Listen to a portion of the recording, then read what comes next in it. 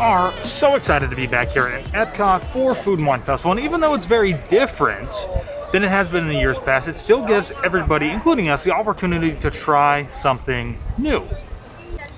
So if you didn't know that this year's festival was different, it started with the opening of Epcot back in July. And it not only features things that are just a Food and Wine Festival, but also Flower and Garden, including merchandise. But, like I said earlier, the most important thing about the entire festival in and of itself is that it gives everybody the opportunity to try something very new and very different. So, Taylor, what is your favorite thing about Food and Wine Festival? Well, I do like being able to try a bunch of different food and drinks, and I like when we come here sometimes and don't really have an agenda and we just kind of figure out what we're gonna do when we get here. And I like when we share food because then I feel like we get to try more instead of each of us getting something individual at every place, because then we don't try as much because we get full too quick. When and how long have you been coming to Disney? Since when? For a long time. Since like when though? The late 90s.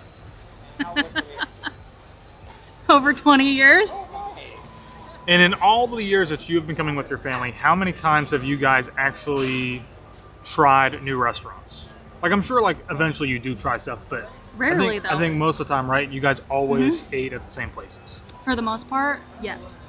And I think the only time we tried something new was if we were staying at a new resort or if a restaurant was brand new. Now, the first time that I came to Disney World with Taylor and we kind of just met up with our family, so it was like the first time that we actually drove down, that was the first time that we actually started eating at new restaurants. And I don't mean like new as in they were just built, but these were restaurants that were new to us.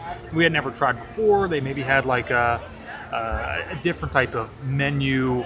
And I think the one example that always sticks in my mind is when we were going to try the Brown Derby Lounge for the very first time. And I remember Taylor's mom specifically saying that she would not like anything that was on the menu. Because my mom and I had, at the time, we had very similar tastes. We still do, but we tried the Hollywood Brown Derby. We did, and Taylor really liked it. And it was a new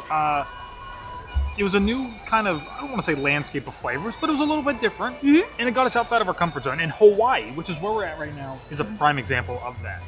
Because we have tried the Kahlua pork slider before.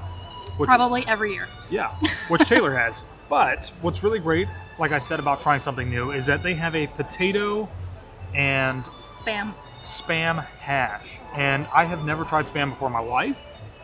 Never tried this dish before, but me either.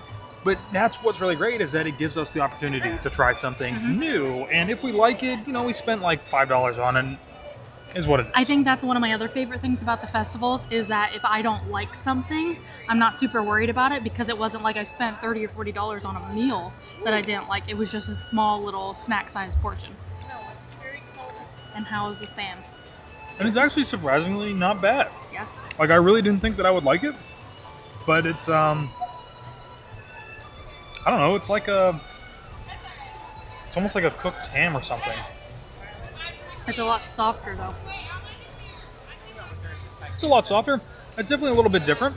This has really good flavors though. Yeah, it's a good combination of everything that's here with the peppers, the potatoes, the spam. There's a little bit of a heat in there as well.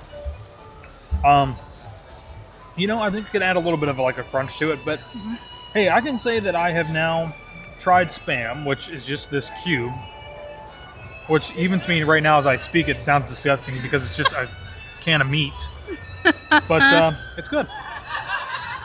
And next year, I might get it again. So here's something that we haven't seen yet, which is all of the new actual Food and Wine merchandise.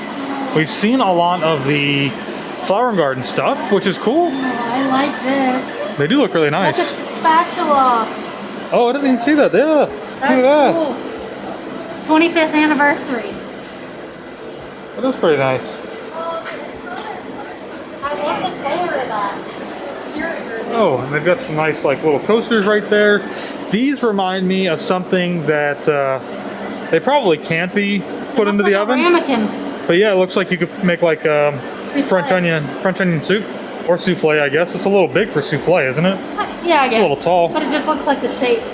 You could definitely do a a French love onion. the color scheme this year. Color scheme looks really nice, yeah. Some big bowls. Like, this is so different than anything that they've had before. Definitely not Taylor though. Taylor is not queen of cuisine.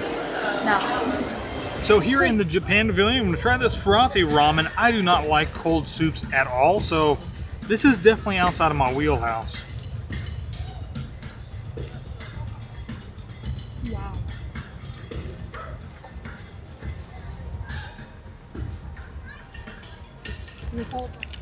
It's actually not that bad.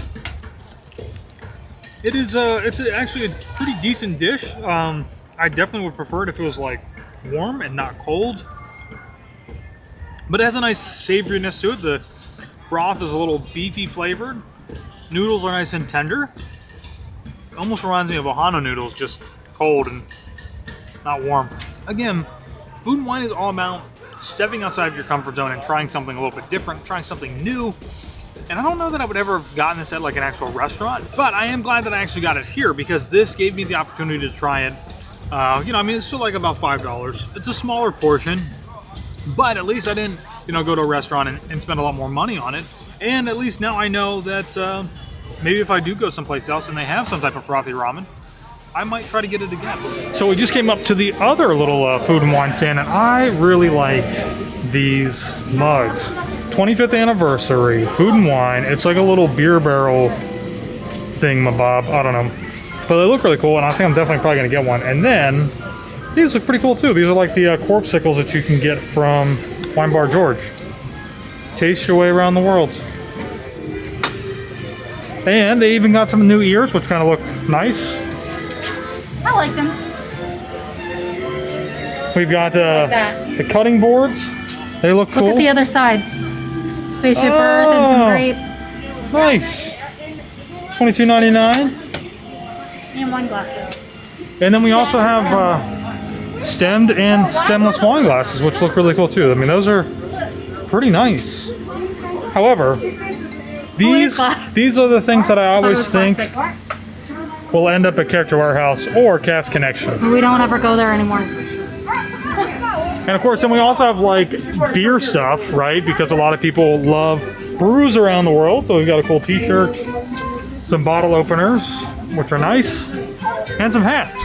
Now, of course, I'm not saying that when you come to Epcot or when you come to Disney in general, that you can't ever, you know, that you shouldn't try the things that you're already used to trying. But, you know, sometimes it's just really important to get out and try something outside of your bubble, you know? It's great to be able to come back and always try the things that are within your comfort zone. It just makes Disney a little bit more of Disney, right? You have a comfort level, and that's why you come back. But what's really great is how you just have an opportunity and a chance to try something new if you want to. And so that's really how, I don't want to say that I try to live life every day like that, but I think it's a great way to do it. You know, you're here, try something new, try something different, because you never know what you might actually like. So that's going to do it for us here at Epcot tonight. I know it's a little bit of a different video, but, you know, I think it's really important. Whenever you come to Disney, it's an opportunity to try something different. And I think for the most part, since Taylor and I have been coming here, especially as annual pass holders, we've always made that our mission. So let us know what new things you have ever tried at Walt Disney World.